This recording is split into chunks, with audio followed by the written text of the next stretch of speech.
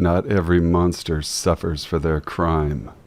Sometimes, even when a criminal gets caught and is found undeniably guilty, they can still be released back into society and their normal lives. Within our legal systems, there are a whole series of loopholes, technicalities, and strange standards that are ripe for catastrophes. And when the system goes wrong, some sick and twisted people walk free. Number 10. Carl Tanzler. Carl Tanzler fell in love with one of his patients, Elena de Hoyos, right before she died. Tanzler didn't let a little thing like death stop his budding romance. He paid for de Hoyos' burial so that he could keep the key to her tomb. Tanzler then snuck her out of her grave and moved her into his house. With plaster, wires, and wax, Tanzler propped Elena's body up like a taxidermied animal. He kept her in his bed and slept with her every night. He replaced the decaying parts of her body as they fell off, bought her new clothes, and even put a papered tube between her legs as a makeshift vagina. It took several years until he was caught, spotted dancing with Elena's body in front of his window. By then, though, the statute of limitations on his crime had expired, and the courts couldn't do anything to him. Tanzler was let go and never faced a single charge for his necrophiliac romance. He even had the gall to ask the family to give him Elena's body back. They refused, of course, but that didn't stop Tanzler. He made a life-sized effigy of her anyway, and lived the rest of his life as a free man, sharing a home with a model of a dead woman. Number 9. Rick Gibson. Rick Gibson is an artist of sorts, although he doesn't exactly paint pictures. Instead, he's the sort of artist who stands in the middle of public places and eats human flesh. In 1988, Gibson brought his friends tonsils, took them into the middle of a busy market, and ate them, wearing a placard advertising that he was a cannibal. A year after that, he topped it by taking human testicles, slicing them, and swallowing them in front of the Lewisham Clock Tower. Cannibalism in England isn't specifically illegal, and since Gibson had bought the human body parts within the law, he couldn't be stopped. The worst the law could ever throw at him was a €500 fine, handed out for indecency when he made earrings out of human fetuses. Other people, though, have taken the law into their own hands. In 1989, Gibson tried to publicly squash a live rat and use a splatter to make a painting. Again, he wasn't technically breaking the law, but this time a vigilante mob ran him off the streets and rescued the animal before he could pull off his stunt. Number 8. Father Mario Cimarosti. In the 1960s and 1970s, Father Mario sexually abused more than 250 boys, most between the ages of 13 and 18. He confesses to every one, and he never spent a day in jail. Cimarosti was one of the worst abusers in the Catholic clergy sex abuse scandals. He would pull pubescent boys aside and tell them that he needed to examine their genitalia. He would spank them and then press their faces into his groin, and he would threaten and humiliate them to keep them quiet. People in the church knew about it too. Some of the boys who were abused by Father Cimarosti said that other priests would walk in on him while he sexually assaulted young boys and just walk away without saying a word. In 1992, people started to come forward against Father Cimarosti. He didn't deny their accusations. During a psychological examination, he openly admitted to having abused 250 boys. But since the statute of limitations had passed, he was let go. Cimarosti lived a free man for the rest of his life, He died of old age, passing away peacefully in his sleep in 2013 at 82 years old. Number 7. James Sligo Jameson. In 1890, the heir to the Jameson whiskey fortune did something the company usually doesn't talk about. He bought a 10-year-old girl as a slave so that he could watch cannibals eat her. James signed up for an expedition into the Congo, ostensibly to help out with a relief effort. According to the people who knew him, the only thing he was really interested in was cannibalism. He was fascinated by it and would talk about it at every opportunity. As soon as he got the chance, Jameson paid a tribe 6 handkerchiefs to buy a 10-year-old girl. He then brought her to the hut of a cannibal tribe, where through an interpreter, he declared, "This is a present from a white man who wishes to see her eaten." The little girl was tied to a tree, had her belly gouged with a knife, and was left to die of blood loss before she was chopped into pieces and eaten. The whole time it was happening, Jameson watched, sketching the whole thing out in watercolors. When word got out, Jameson wrote up his side of the story and sent it to the press, but he didn't dispute any of the main points. He openly admitted to paying 6 handkerchiefs to see a girl get cannibalized. The only thing he wanted to clear up was that he drew up the sketches afterward from memory. Number 6. Vince Lee.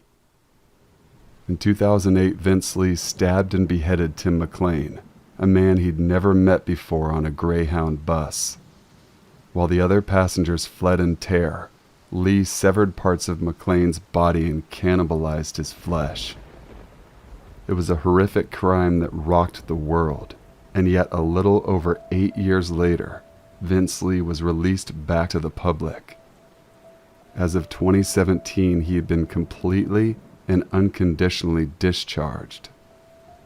The reason Lee got out so early was because he was criminally insane.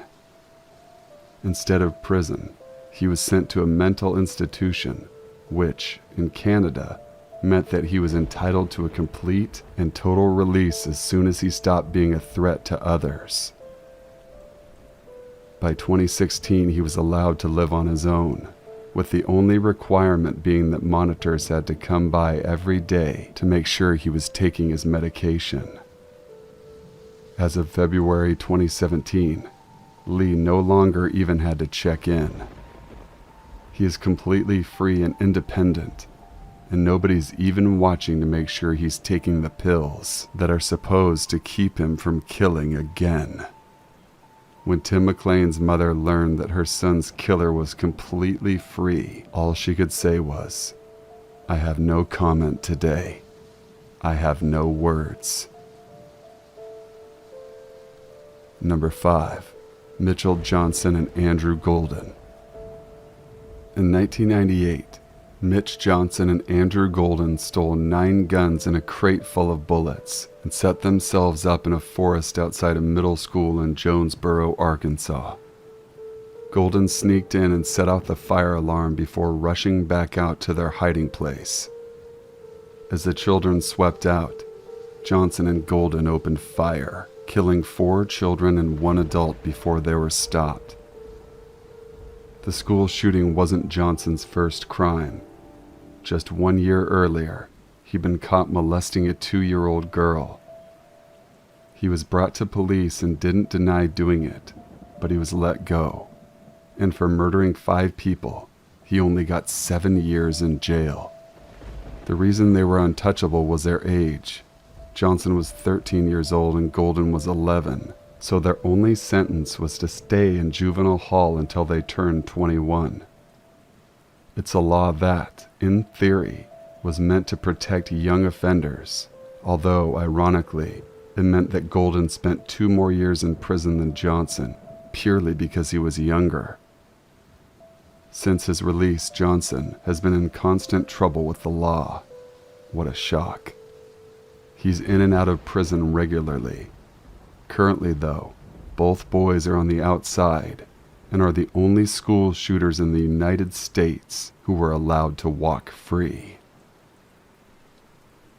Number 4. William Seabrook. Writer William Seabrook was fascinated with the occult. In particular, he loved the idea of voodoo zombies.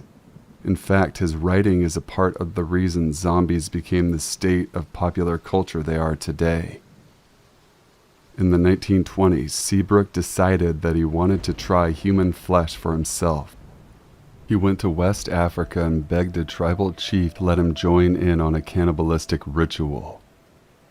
The chief tricked him and only gave him gorilla meat, but Seabrook wasn't about to give up. If he couldn't get human flesh in Africa, he would get it in his own way. Seabrook had a friend who worked in a hospital smuggle out human remains. Then he held a dinner party for all of his friends, where he invited people to watch while he ate human flesh.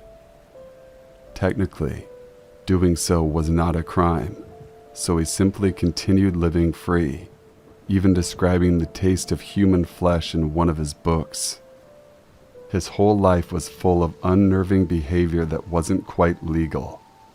In his private life, he liked to keep his wives and mistresses chained up for days, where he would whip them and make them eat off the floor like animals. Coming from a man who'd eaten human flesh, it seemed like more than just a harmless fetish. Still, it wasn't really illegal. Nothing Seabrook did was a crime, technically speaking, so he lived his whole life a free man. Number 3. Pedro Lopez. Pedro Lopez spent 14 years in prison. He didn't get off completely free, and for a lot of people, that would seem like a harsh sentence, but Lopez was no petty criminal. He'd raped and murdered more than 300 people. Lopez liked to target little girls, especially between the ages of 9 and 12 years old. He would abduct them, rape them, strangle them, and bury them in a mass grave, and he did so for years before he was caught. When he was arrested in Ecuador in 1980, Lopez confessed to more than 300 murders, and shortly afterward, police found a mass grave that backed up his story. He was sent to prison for 16 years, but let out early for good behavior. How do you kill 300 people and get let out? For what? Good behavior? Good God. After being set free, Lopez was sent to Colombia, where he was put in a mental health hospital.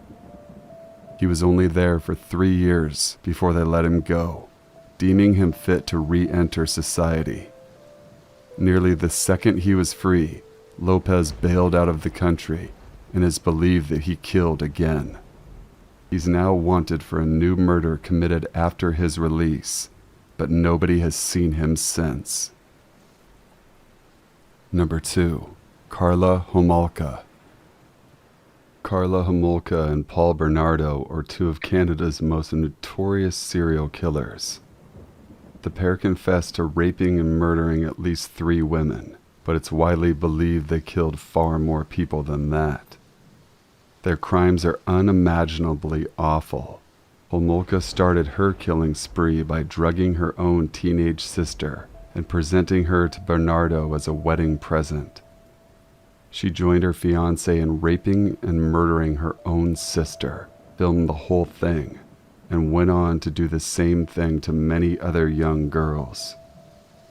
Bernardo was sent to jail for life, but Homolka worked out a plea deal, and after confessing to rape, torture, and murdering 3 people, she only spent 12 years in prison. She was released in 2005. Since then, Homolka has gotten married and had 3 kids. Canada's most hated serial killer now lives in a town in Quebec. Most troubling of all, her 3 kids are going to the local public school, surrounded by teachers and parents who know exactly who their mother is and what she's done. They, more than anyone, will pay the cost for their mother's crimes. Number 1. Issey Sagawa. Issey Sagawa committed one of the worst crimes in recent memory, and purely on a technicality, he got off completely free. In 1981, after years of repressing cannibalistic desires, Sagawa lured a classmate to his apartment in Paris and shot her in the back of the neck. He used a carving knife to slice off pieces of her buttocks and thigh, ate them, and then raped her dead, partially eaten body. He was caught carrying her dismembered body out in suitcases to dispose of it in a lake. When the police arrested him, he admitted to everything he'd done, telling them, "I killed her to eat her flesh." The French courts found him insane and unfit to stand trial, so he was expedited home to Japan.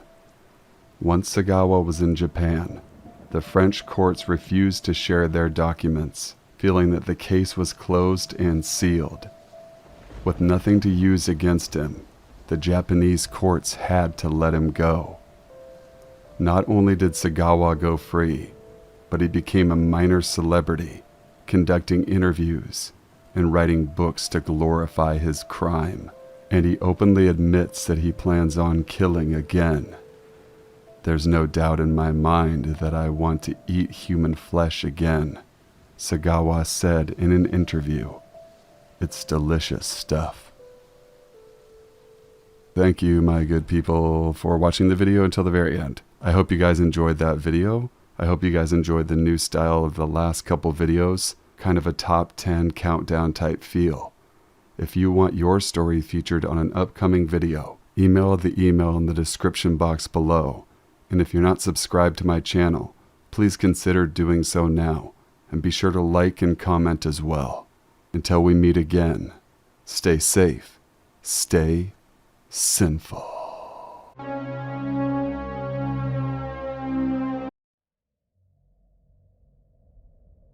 This happened several months ago, and at the time, I had recently lost my car due to a motor vehicle accident. So I walked for 30 minutes to the store, thinking that I'd be able to beat the sunset back, but I was wrong. By the time that I was done picking up my grocery, it was pitch black outside. The thing is that I live in a pretty woodsy area where there are not even many sidewalks, so I really didn't think that it was safe to walk back. I tried getting my brother and cousin to pick me up and drop me off, but they wouldn't have been able to make it for a while, so instead I decided to get a lift. There was a photo of a suspicious-looking, creepy old man popped up as my driver, and I waited at the sidewalk for my ride. And maybe like 10 minutes later, the driver arrived. It was a silver Toyota sedan, and the driver was an old man wearing a cap and large-framed rectangular glasses. Instantly, something just felt off about this guy too. His aura was just wrong. But I tried not to let it bother me too much. After all, my home is literally down the street, I reminded myself. I asked him if I could set my groceries in the trunk of his car, and he nodded. I dropped it in without noticing what was in his trunk of his vehicle because where we were stopped, it was pretty dark with no street lamps. I helped myself into the car and told him that I live back there, pointing in the direction from which the vehicle had arrived, and let him know that he was only a 3-minute drive away from my home. I saw him nod, or so I thought anyway, and as soon as the light switched to green, he made a right. I thought that he was making the right turn to turn the vehicle around, but instead he sort of passed the main road that he was supposed to take to get to my home. I let him know immediately that my home was that way while pointing in the direction, and he acknowledged it, but still kept going straight, claiming that there was an issue with his GPS, and he started driving us in the complete opposite direction of my home where the roads were completely empty. I suddenly didn't feel safe. I had a terrible feeling in the pit of my stomach, in fact. In that moment of panic, I immediately reached for my phone to SOS, assuming the worst, but then I stopped myself and told myself to just calm down. "Make a U-turn," I tried to tell the driver as calmly as possible. I didn't want him to hear the panic in my voice, but he didn't respond. My request to turn around was just completely ignored, and I just couldn't keep calm any longer. So I finally yelled for him to make a right and turn around, and he reluctantly complied. Along the way back to the road that took me to my home, it felt like the longest 3 minutes of my life. But just when I thought that I would finally be home safe, the driver then suggested an alternate route, even though my home was simply right and then right via the main road and very, very close by. I immediately felt that something was really, really wrong. He slowed down next to a sort of woodsy area, an isolated path along the way, asked if I'd ever been there before and that we could take this route instead. I froze. Again, I went into panic mode, but I forced myself to calm down as not to let him know that I was suspicious of him. I raised my voice once more, telling him that my home was that way, while pointing toward the main road, which wasn't very far. He finally obliged after some reluctancy and started driving back toward the main road again. The entire time on the way to my home, my heart was racing and my palms were sweating. We arrived at my complex maybe 5 minutes later, and I spoke to him very nicely so that he doesn't try something funny that would force him to react in such a manner that would put my life in further danger. I told him that I'd be tipping him well for such a short drive, which would be $10.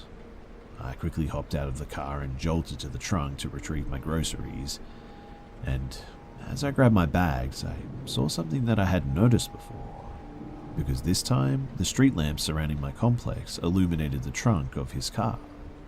And I froze as I grabbed my groceries, because in the trunk of his vehicle was a rope, a mallet, and a bag filled with something. I was immediately trembling from fear. I ran up to my building so quickly and checked outside my window as soon as I got up to my apartment to make sure that he wasn't still lurking and watching. And thankfully, I never had to hear or see from that old man ever again. If I had to guess, I would say that he was up to something evil and twisted, from which I miraculously escaped because, for whatever reason, he decided to change his mind about the intentions that he had for me that night.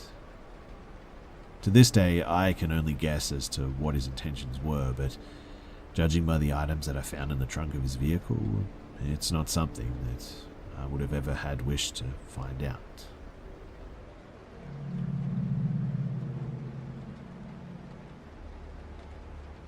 I live alone in an apartment in Utah. My area is fairly metropolitan, and it's not uncommon to see unhoused people near my building. Since I'm a single woman, 20, I'm usually more cautious about locking doors and setting alarms than my friends with roommates. I have an alarm system and also 2 deadbolt locks on my door. Because my area has lots of break-ins, I'm also sure to always lock everything no matter what. Now, 2 nights ago, I came home late from a night out with friends, but I was sober. I made sure to lock everything and set the alarms like usual. But when I woke up the next morning, I heard somebody in the house. They were wearing shoes and just sort of walking around. One of my friends has the code to my alarm, but none of my friends have a key. I'm the only person that I know with the key to the second deadbolt on my door. Not even my landlord has that. I leaned my head out the door of my bedroom, which is just a few feet from the more open living room or kitchen area where the sound was coming from, and there, standing there, was a man in my kitchen. He was about 6 feet tall and maybe 40 years old. He was wearing a full suit and tie, but seemed really tired or drunk maybe.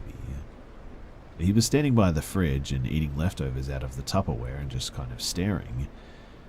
I ducked back into my room and called 911, and for the next 10 minutes, I stood by my bedroom door and listened to this man eat a bunch of food from my fridge.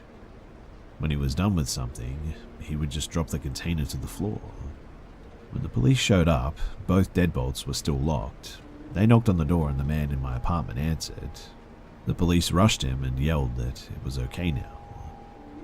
When I came out of the bedroom, they had the man pinned to the floor, and I saw that he had rearranged the furniture in my living room. There were containers all over my floor as well. The man wasn't saying anything, and he never said anything even when the police were asking him questions.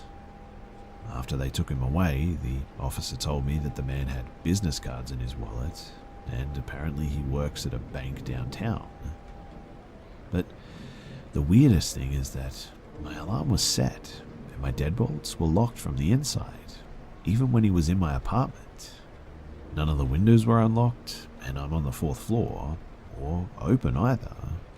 To this day, I still have no idea how he got into my house. And it makes me wonder, how long had this guy actually been in my house for?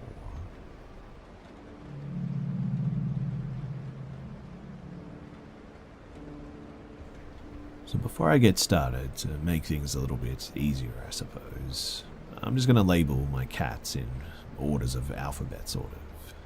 So, E, that's my old grey cat. T, that's the calico cat that ran away. And B, that's the white kitten with the black tail.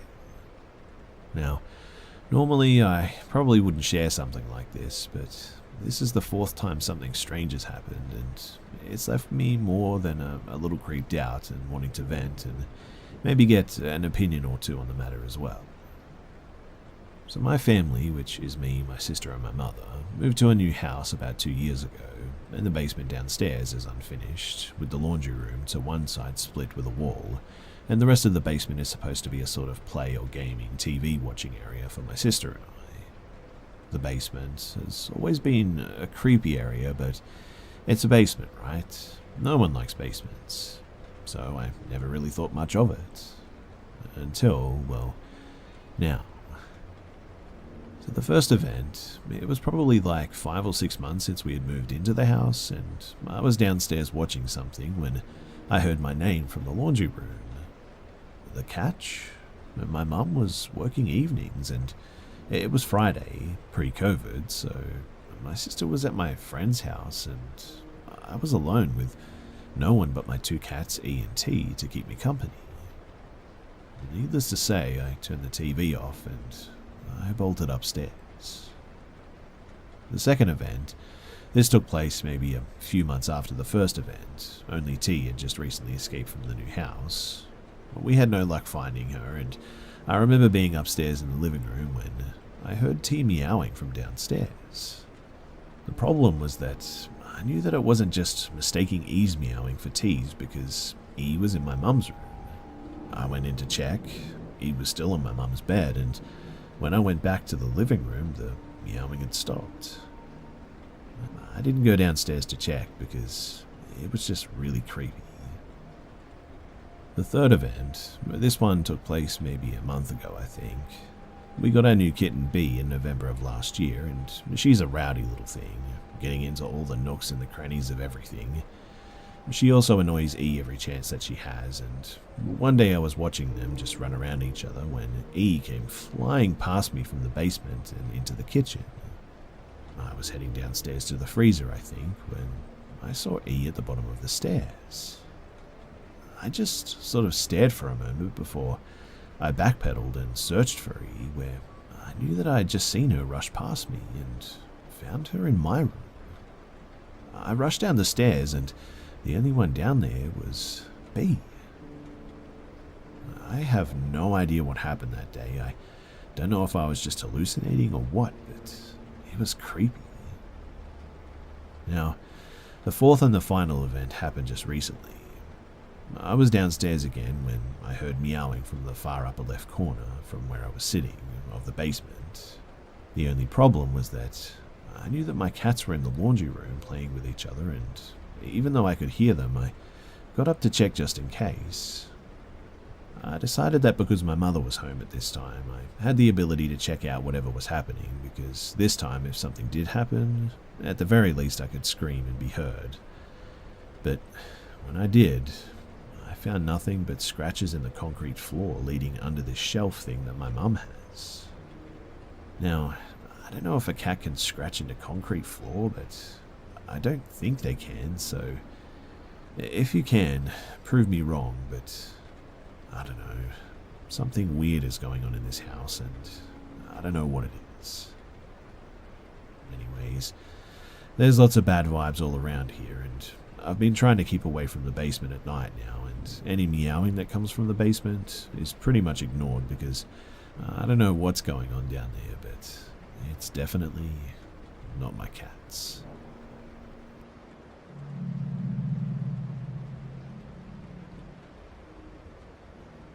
So I've always experienced little creepy things throughout my life, but nothing huge.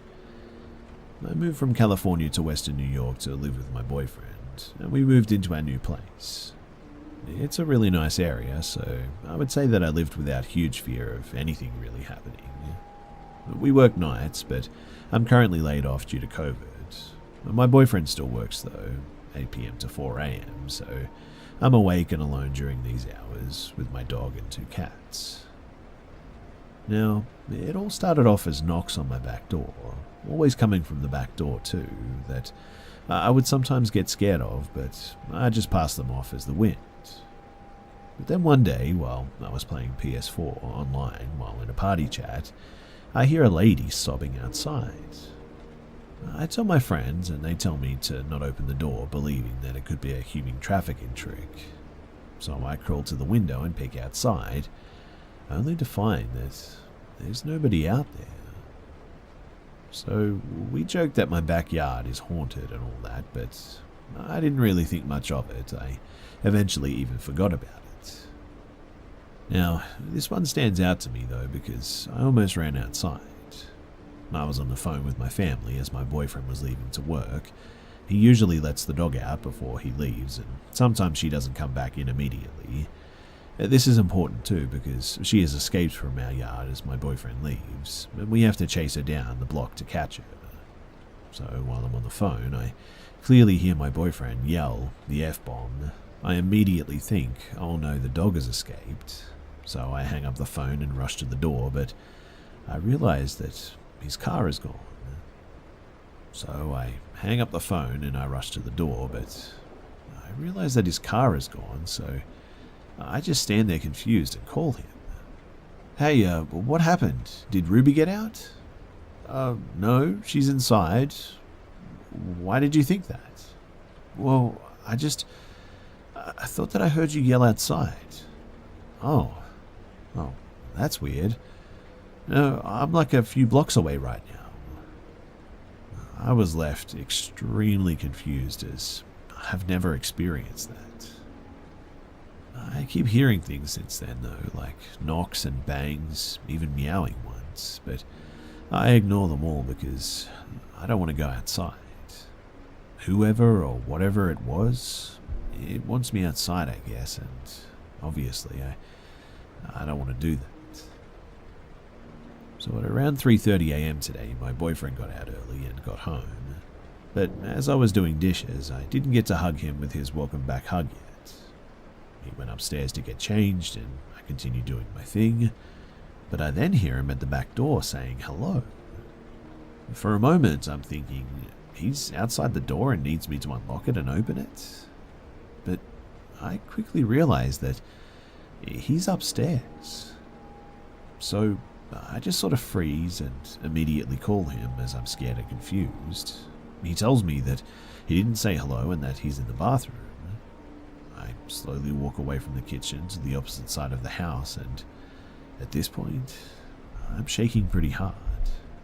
I mean, it was definitely his voice and rhythm. Whatever it is, it mimicked his voice perfectly. Nothing else has happened as now the sun is out, but I do worry for tomorrow and every night after that. I guess, luckily, I'm not getting hurt by it or anything like that, but it's just a very scary experience. And it's honestly giving some anxiety now every time that I open that door, too. One of my friends has told me to get my house blessed, although nothing ever really happens in the house, it's only in my backyard. I was also told to put nickels on the windows, or something like that. I don't know if I'm going crazy and imagining all this. I wouldn't believe that it could be that though, because it doesn't happen when I'm thinking about it. It happens at random moments when I'm too busy doing something to be able to imagine it. I'm not on any medications, I don't drink or do any drugs, I have looked online for anything similar, but haven't found anything yet. What do you guys think?